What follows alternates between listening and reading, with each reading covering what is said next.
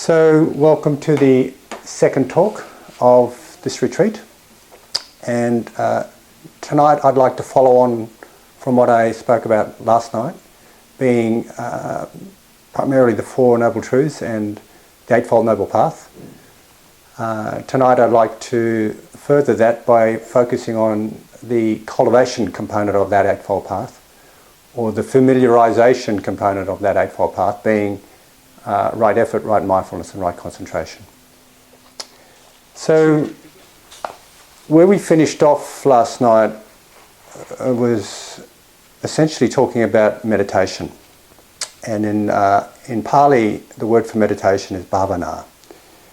And I'm not sure of exactly on the Tibetan word for meditation, but I think it means gom, which means familiarization.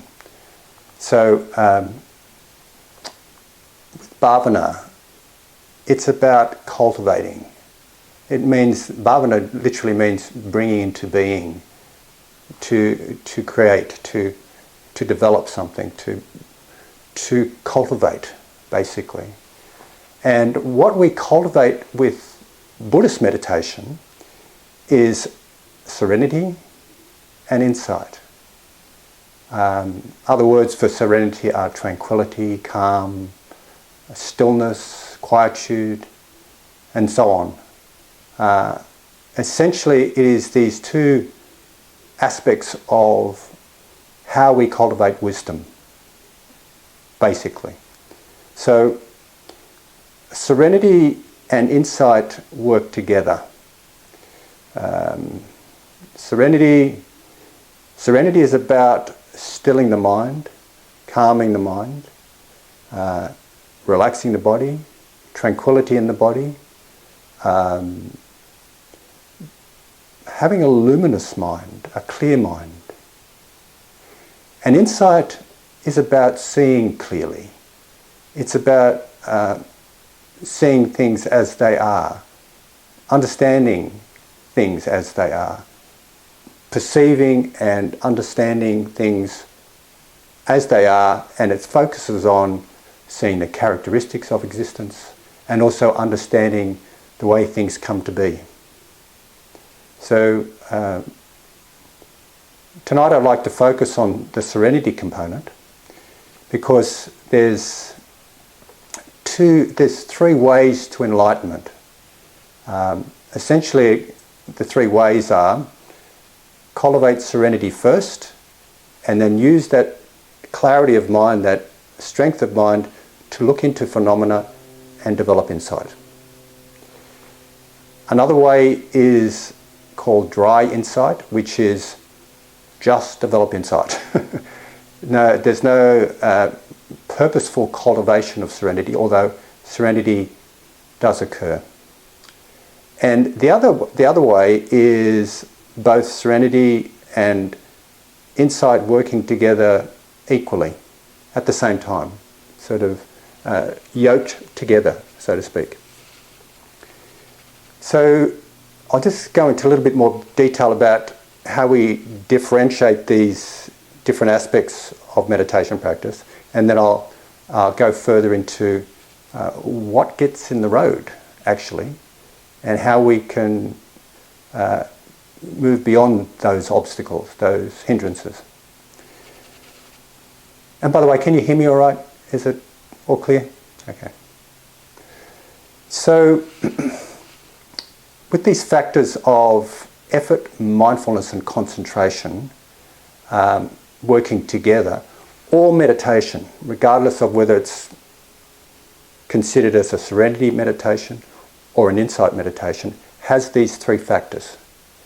It has effort, it has mindfulness, and it has samadhi, or concentration. Sometimes it's called concentration.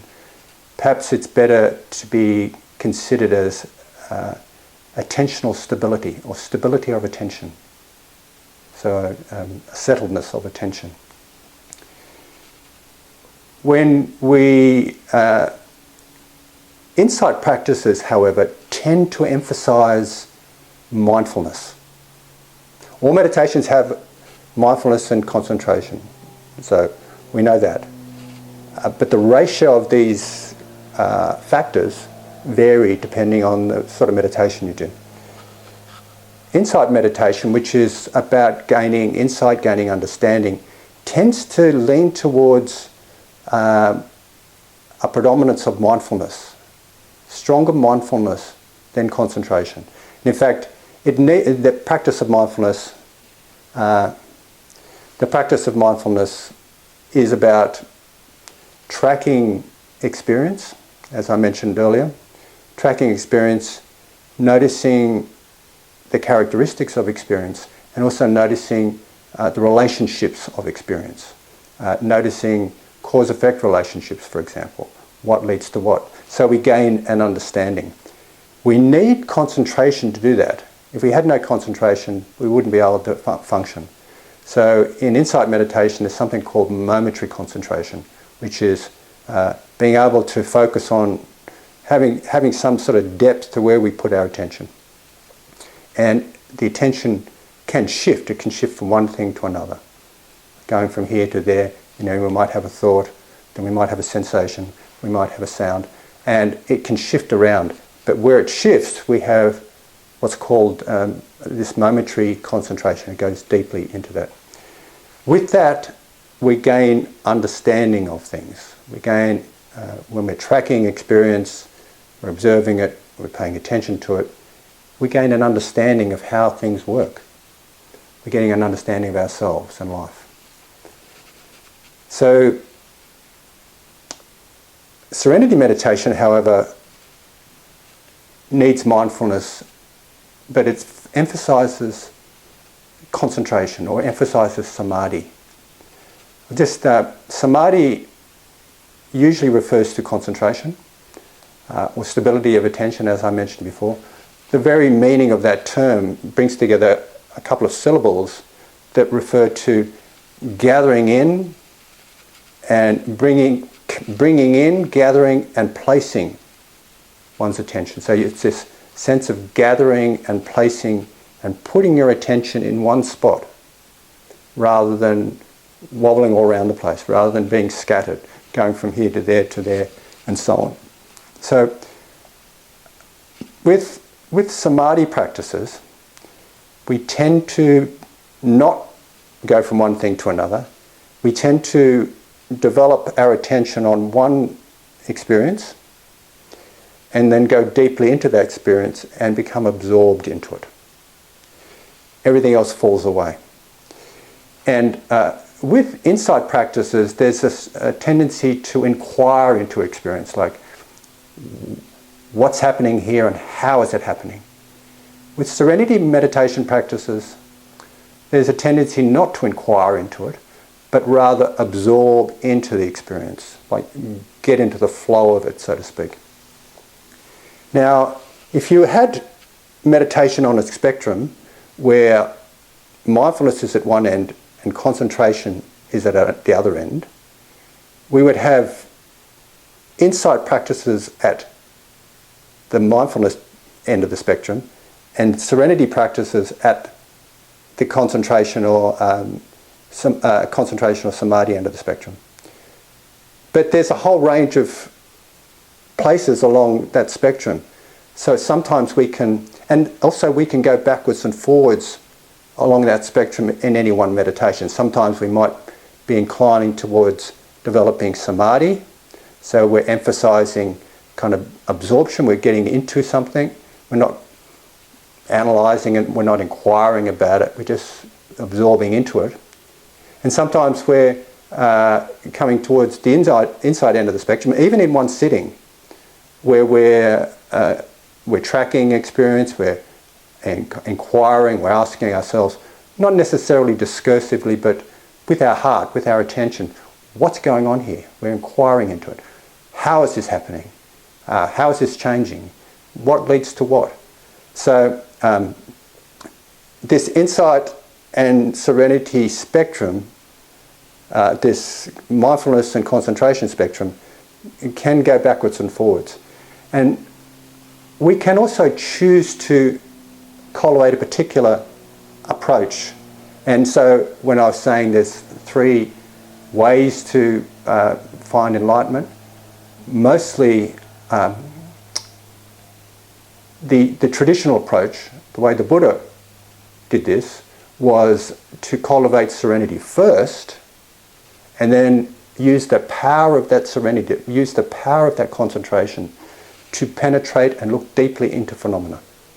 He developed high states of concentration, strong enough to penetrate and see clearly into phenomena, strong enough to settle his mind, settle the dust, see luminously clear into phenomena so he could understand it. But as I mentioned earlier, it's not always insight, it's not always serenity leading to insight as an approach. Sometimes it's insight and just using insight, and other times it's this yoking of serenity and insight together. So tonight I want to focus on serenity, and we're focusing on serenity for the first part of this retreat because I would like you or invite you to strengthen the power of your samadhi. And with that powerful samadhi, when you turn your attention to inquiring into the nature of yourself, the nature of phenomena, the nature of life, and so on, you will have a powerful mind. It's like creating a telescope when you want to look at the moon, or looking through a microscope at something. You know, if we don't have that power of concentration, it's quite superficial. So, you may have noticed it even today. I mean, I've noticed it. Yesterday, I ended the day with a little bit of suffering, as I mentioned earlier. My mind was I felt quite scattered. When I was sitting last night, my mind was all over the place. And today I managed to do a few meditation sits and establish some concentration, and I could feel it. It's like my mind settles down. My mind was settling down, like, those snow domes you can shake up and everything's sort of scattered. It's like when you stop and still your mind, it's like all the flakes in the snow dome settle and your mind gets really clear. That's what it felt like for me today. I was focusing attention, I was letting things settle down, and I was seeing a little bit clearer. The enormous problems that I felt were so terrible last night, I sort of gained a perspective on them. I sort of gained a bit of clarity about them. It's not such a big deal, and so on. So when I was in Thailand many, many years ago, the teachers used to talk about the practice of serenity and insight balancing each other. And they would say to me, or say to us, as the monastics, still your mind, calm your mind, quieten your mind. It's almost like they weren't saying this like this, but it was almost like they were saying, for goodness sake, quieten your mind, still your mind, settle down, stop being kind of driven around by your craving, driven around by your delusion and hatred. Settle your mind down and then inquire, then look into things. So I've noticed today, when I was settling down, when I was quieting my mind down, things became clearer. And there was an analogy that I've used many times, and I thought it was from Ajahn Chah originally, but I think it might be from Pema Chodron, or maybe it's just an analogy that's used in the teachings. And some of you have heard me refer to this analogy. And it's an analogy of a pond that's been stirred up, stirred up by our life. We might go along to this pond and we lose a precious jewel in the pond. So if we go in and look for the precious jewel, we can't find anything because it's all muddy and it's not clear. So if you step back and protect the pond from being stirred up anymore, and you wait, the sediment seems to settle. The sediment seems to settle and the water becomes clear. then you can look into the pond and see where you've lost your precious jewels. So you can find them. And so the analogies here are protecting the pond from being stirred up is maintaining an ethical lifestyle, maintaining ethical practice. So you're not stirring your heart up. You know, if you go off and break your values or break something that's really, break a kind of a precept for yourself, it hurts yourself. It stirs your mind up. It's difficult to settle. So protecting the pond is like that. The settling of the dust, the settling of the mud is like serenity. The looking clearly and inquiring about where the jewels are is equivalent to insight, mindfulness, looking into things and inquiring, where is it, what's happening here, how is this happening? And then the finding of the precious jewels is like finding our wisdom again, like regaining the jewel of our wisdom and our compassion. So, excuse me a minute.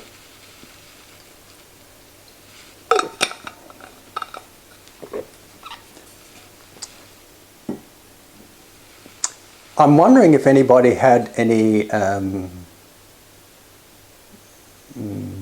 obstacles today. Was it all smooth sailing? Did you all get a clear mind very easily? Was it all really easy and there wasn't any obstacles? Was anybody like that? I can't see anybody nodding. Okay. Well, it's likely that you had some obstacles. It's likely that you had some obstacles. I'm just going to mute this. I don't know how to mute it yet. Yes, I do.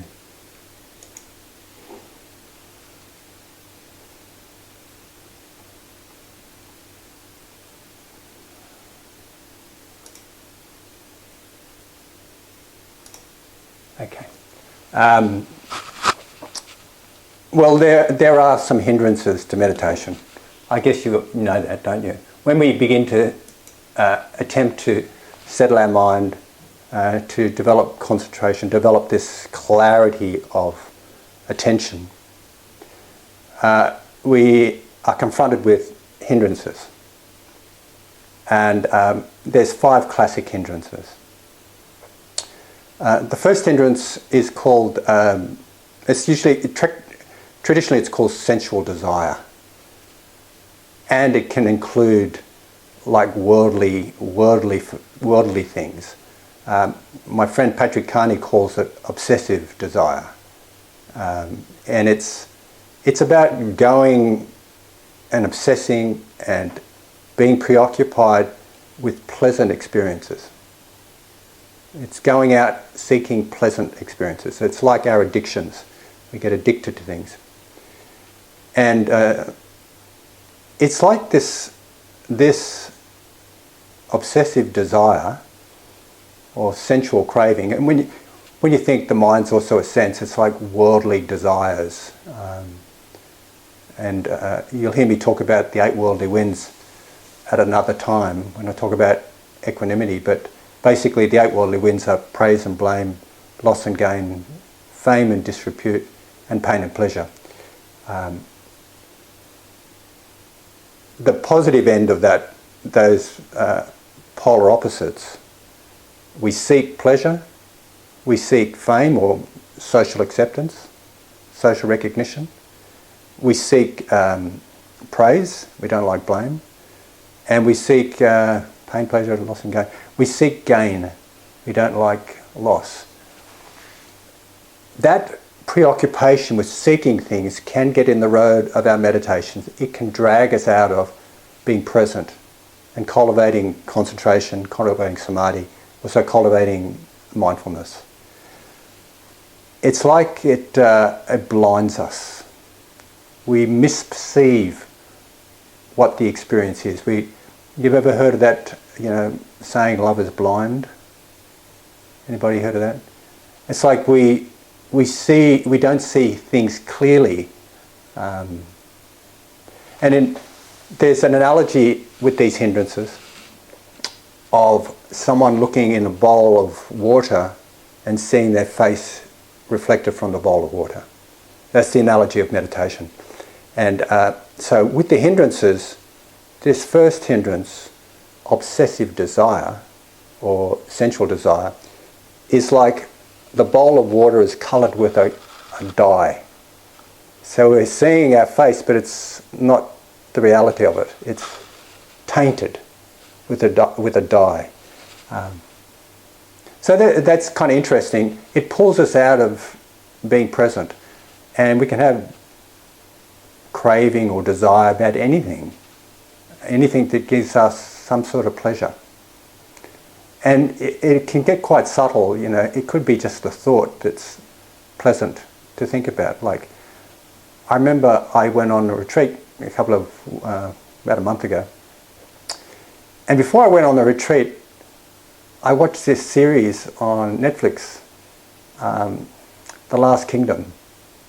For some reason, I really enjoyed it. It was really interesting. It's a historical series, you know, and it's got handsome heroes and, you know, lovely queens and all sorts of things. It was a really pleasant movie, but it also worked on archetypes of things, like the hero, like the myth of the hero, for example. So I noticed that on retreat, I kept thinking about it. Like scenes were going over my head. They were going through my mind. I was thinking about, you know, when he pulled out the sword and he said, "Oh, you have my word, I'll fight for you." There was something pleasant about it. So my mind kept going to that. My attention kept going to that. Like I'd make the intention at the beginning of the meditation to be mindful of my breath, set myself up, and then, you know, an image would come up and my mind would go to it because it was interesting and it was pleasant. It pulls us away. The next hindrance is called ill will. Ill will. Sometimes Buddhists call it anger, and I'm not really convinced about that one. I think that we can have anger, and it can be quite natural and normal, and it's a natural emotion. Ill will's got a different quality about it. It's about a bad feeling towards something or someone. Ill will is one way to describe it: aversion, avoidance, hostility, high self-criticism. I think depression is amongst this. Like when we get depressed, often we're beating up ourselves. We're hating ourselves. Hatred's another way of describing it. You remember those three causes of the three root causes I was talking about last night? These hindrances are variations of them. And the various problems you may have had today that you were confronted with are sometimes combinations of a number of these hindrances. Like, for example, maybe you can just show your hand because I can all see you. How many people had a wandering mind today? How many people maybe had some procrastination or resistance to meditating?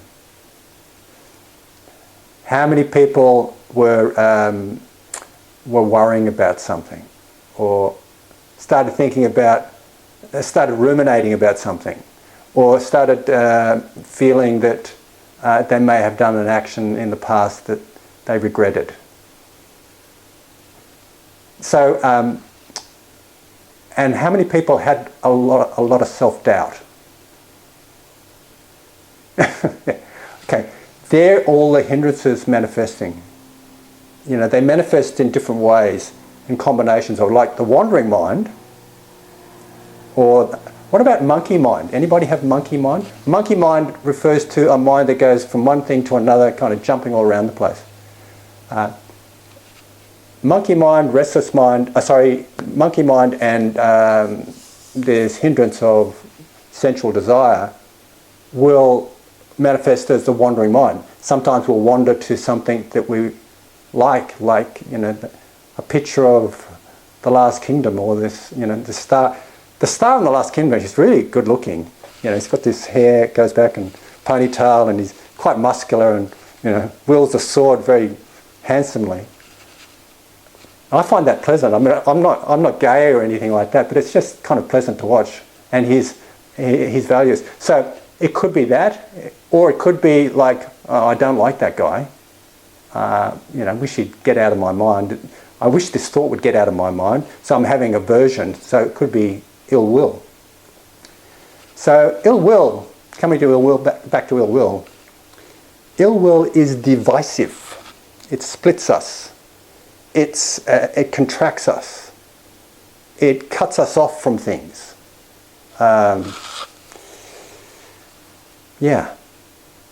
It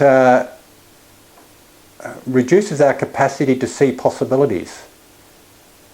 And it's definitely an antidote. It's definitely the opposite of happiness and peace. So, ill will. The third hindrance is called. The third hindrance is sometimes called sloth and torpor. In Pali, it's tina midda, and I like to call it mental dullness and thickness. And this third hindrance is like your mind becomes dull. Remember how I was talking about one of the aims of mindfulness practice, increasing attention, increasing awareness, is to make conscious things that are unconscious, things that we normally don't perceive. It's an effort to increase moments of perception versus moments of non-perception, moments of dullness, moments of sleepiness.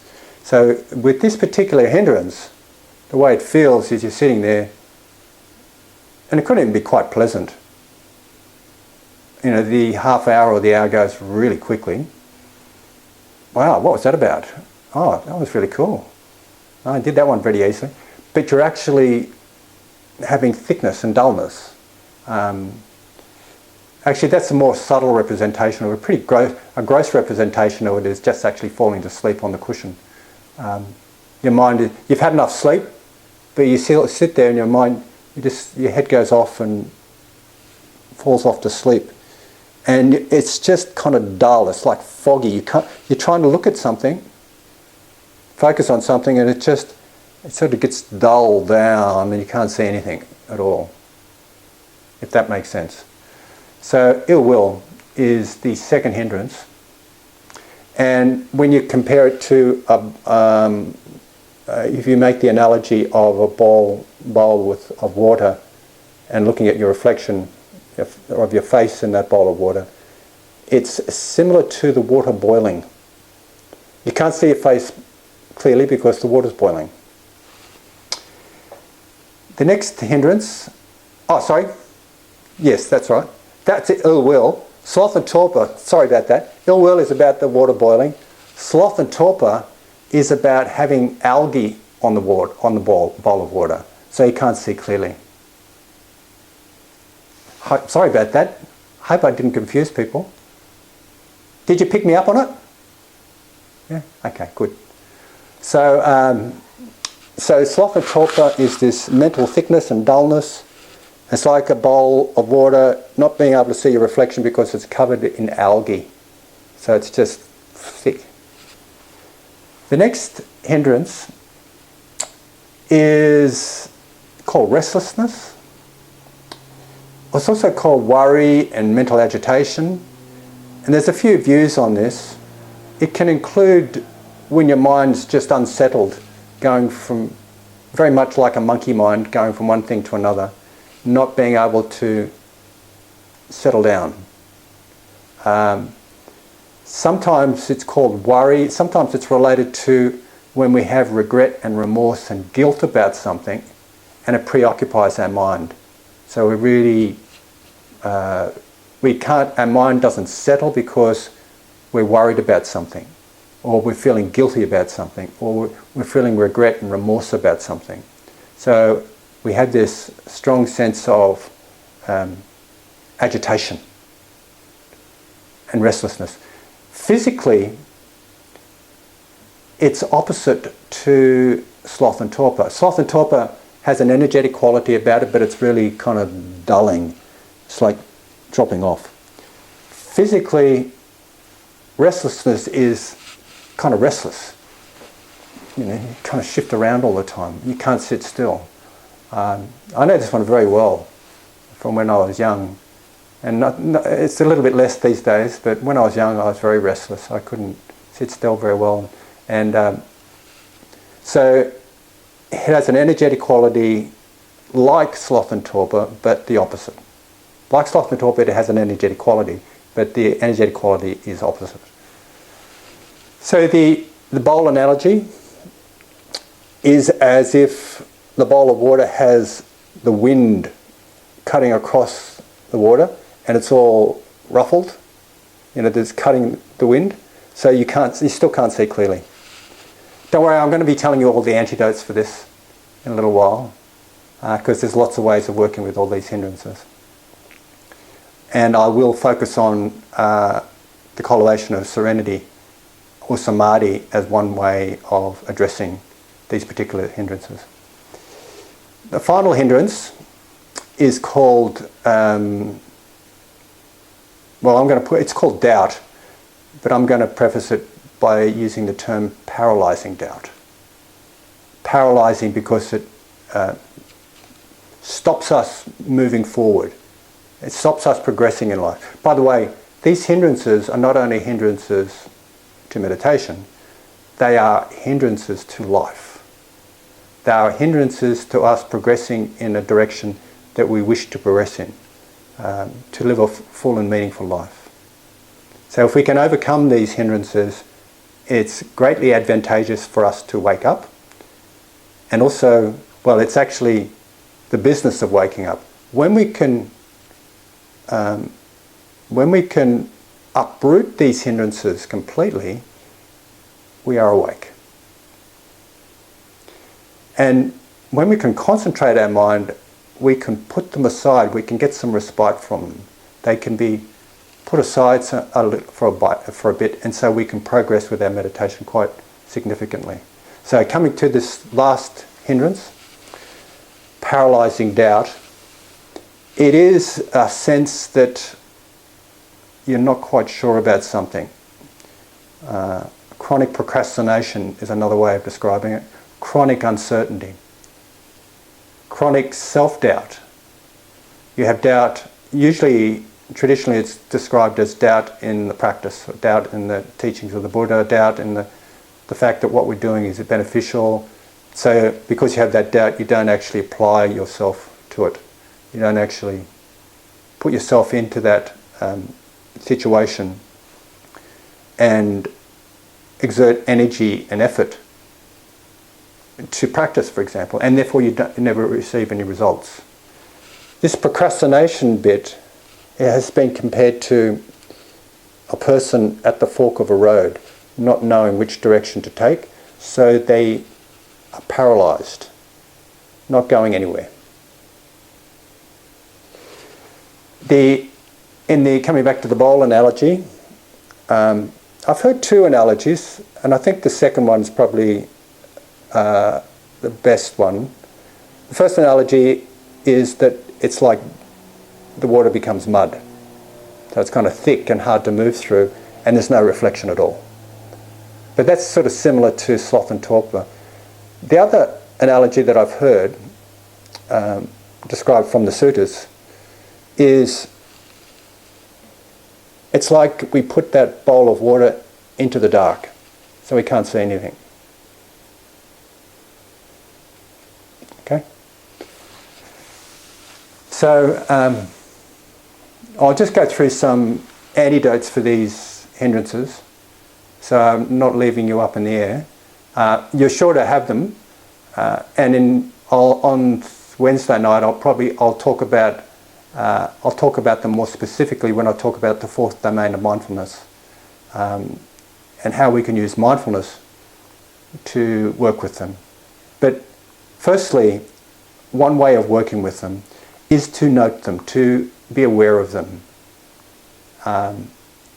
And in our awareness, we also apply some intelligence and apply strategies to reduce their impact. And that's an insight way. And I'll talk about that more on Wednesday night when I'm talking about the fourth foundation of mindfulness. Other antidotes are related to behavioural changes. Like, for example, with the first hindrance, the hindrance of sensual desire, there's many strategies, but one strategy is to see the unattractiveness in what we're obsessing about, to see it for what it is. And I've often said this on retreats. If you fell in love when you're an adolescent, you were totally smitten by the person you loved, and you didn't see any of their faults at all. You just saw what was lovable about them.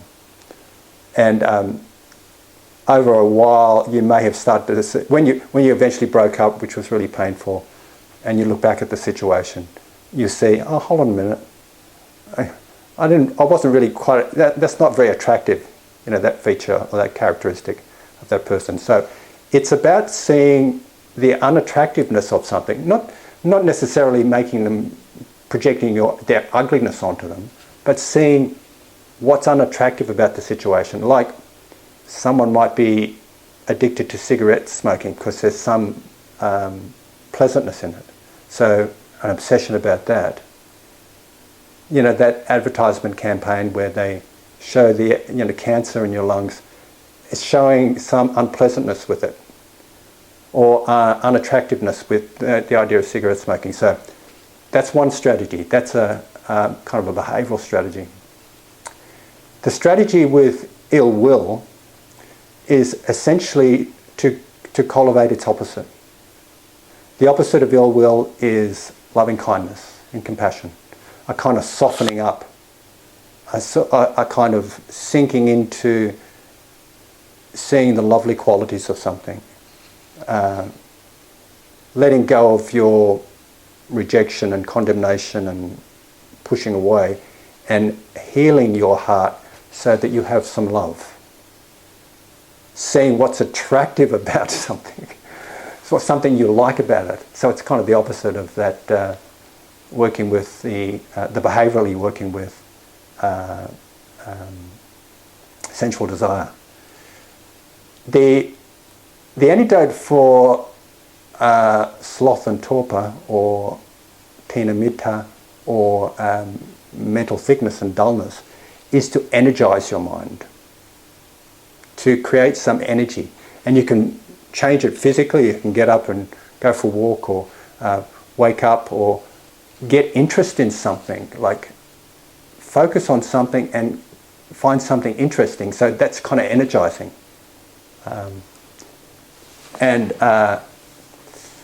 Traditionally, sometimes if people are experiencing sloth and torpor, sometimes practitioners will reflect on the death, the inevitability of their own mortality, for example. So this wakes them up. They want to practice a bit more. But there's many different ways you can energize your mind, and physically getting up and moving is one way. The fourth hindrance, restlessness and worry and agitation. One way to deal with that, and there's lots of ways of dealing with that, and as a psychologist I've worked with a whole range of strategies for dealing with worry and rumination. One way is to actually find something that's enjoyable. And what I mean by that, finding something that can grab your attention and focus it. Enjoyable activities, and I'm talking about wholesome joy here. Something that's interesting, something that brings joy to your heart, something that you find enjoyable to do, like go for a walk, or go for a swim or surf or something. That's a way of dealing with this sense of restlessness. when I was doing retreats with Joseph Goldstein many years ago, he would say, open your eyes and go to a view, like see an expansive view, or listen to sounds that are pleasant. So getting your mind out of this kind of contracted, obsessed self-preoccupation, and being able to settle your mind by letting it be expansive. So I would often go and look at a view, or sit by the ocean and look at the ocean as something that's calming and settling. So that's behaviourally one way of dealing with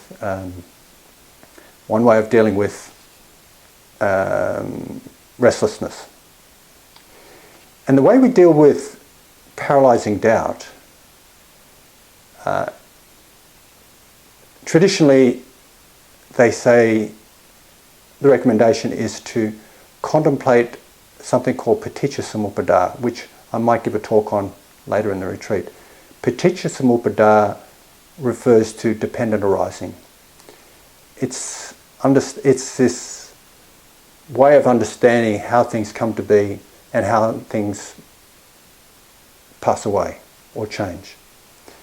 So in lay language, I suppose you could say reflecting on cause-effect relationships, gaining some understanding of things. And even at a more basic level, it could be seeking out knowledge or understanding about something that you're doubting. For example, reading a book or talking to someone who has had some experience with meditation, if the block is with meditation. And what the opposite of doubt is in Buddhist language is something called saddha. Saddha literally translates as putting your heart somewhere. And it also translates as confidence. It also translates as faith. It also translates as something like trust. So developing this confidence in something by remembering times when things worked, or listening to people how things of meditation practices have worked for them, that builds a sense of trust and confidence, enough for you to go down a particular direction rather than just being stuck at that fork of the road. Okay, so there's some hindrances and some behavioural strategies. And I'm looking at the clock, and I want to finish it not too late. I don't want to go too much over an hour. And I want to just mention something. I want to mention what's called the 5 jhana factors. Now, because these are factors that we can use to aim towards to develop our concentration. A jhana literally means to meditate or to contemplate. It's come to mean highly concentrated states of attention.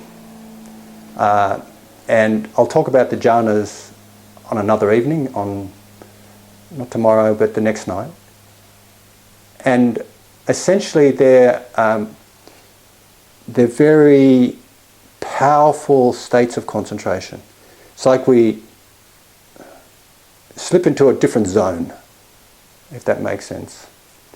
And the 5 factors for cultivating these jhanas are these. And I won't go into details about them right now, but I will on another night. Applied application, meaning you put your attention somewhere. You have a strong intention to do something, so you put your attention somewhere. If you're paying attention to the breath, which I'll invite you to do tomorrow, you make that the object of your attention, and you'll keep coming back. You're applying your attention to that object. It's like directing it in that direction, directing it to that object, and you keep doing it. The next factor is sustained application. So you're applying it, putting it in, then you sustain it. You keep it going. You keep it going. Keep it going. Keep it going. There's a bit of controversy about the terms, the Pali terms related to these terms. And I won't go into that controversy tonight, other than to say the Pali term for applied application is vitika. Sometimes that means thinking. And if you think of, on the Eightfold Path, we talk about right intention. Sometimes it's called right thinking. So vitika, or this first factor, is very much related to one's intention. You set an intention at the beginning of the meditation practice to be focused on your breath or the sensations of the nose tip as you breathe. Then you follow through with it. It's following through, continuing to follow through with it. Boom, boom, boom, boom. The second factor is in Pali called vichara, and sometimes it's called examining. And you could think about it like that. It's like you're going in, you're penetrating into an object with that initial application, and then you're going into it and sort of staying with it, examining it in some respects. So these two factors, there's been a number of analogies related to them. One analogy, for example, is related to the striking of a bell. The strike is the same as initial application.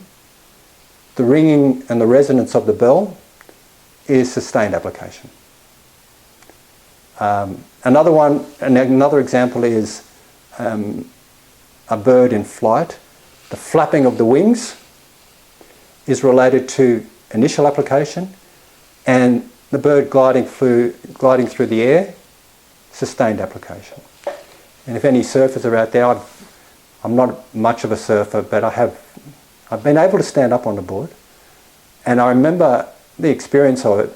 It's quite uplifting, and literally, like, it feels like that.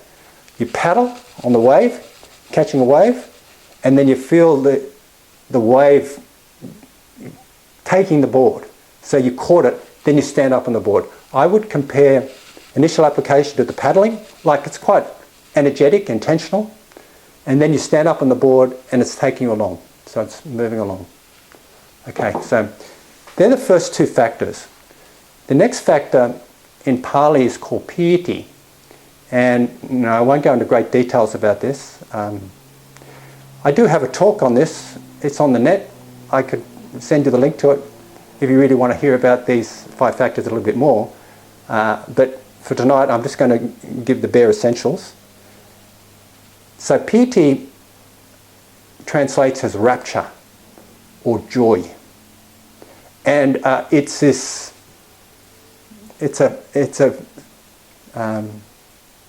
initially it's a physical feeling. It's a physical, energetic feeling.